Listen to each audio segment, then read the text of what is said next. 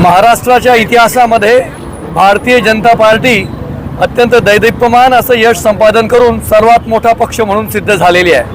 महाराष्ट्राच्या 14 कोटी जनतेनं आदरणीय मोदीजी, अमितभाई शाह आणि त्याचबरोबर महाराष्ट्राचे नेते आदरणीय देवेंद्रजी फडणवीस यांच्यावर विश्वास दाखवत 132 जागांचं बहुमत महाराष्ट्राच्या विधानसभेमध्ये जनतेनं दिलंय आणि सहयोगी सदस्यांसह 137 सदस्यांच्या भारतीय जनता पार्टी अत्यंत मोठा पक्ष म्हणून या ठिकाणी समोर आलेली आहे।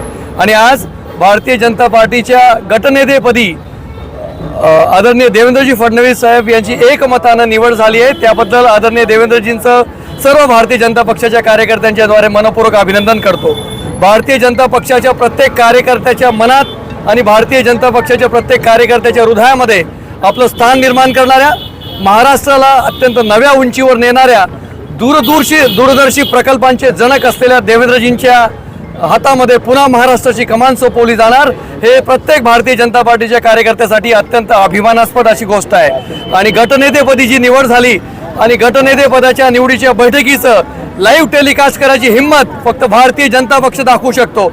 अत्यंत लोकशाहीवादी प्रक्रियेतून भारतीय जनता पक्षाच्या 137 आमदारांची बैठक केंद्रीय निरीक्षकांच्या उपस्थितीमध्ये झाली आणि त्यामध्ये जवळपास 10 प्रमुख नेत्यांनी, महाराष्ट्राच्या सर्व भागातून आलेल्या 10 प्रमुख नेत्यांनी आदरणीय देवेंद्रजी फडणवीस यांच्या नावाचा ठराव आणि अनुमोदन एकमताने केलं। त्याबद्दल पुनश्च त्यांचं अभिनंदन। गांधी तीर्थ, निसर्गाच्या सानिध्यात महात्मा गांधींच्या जीवनावरील जगातील पहिले मल्टीमीडिया म्युझियम। आजच भेट द्या गांधी तीर्थ, जैन हिल्स, जळगाव। अधिक माहितीसाठी www.gandhifoundation.net वर विजिट करा।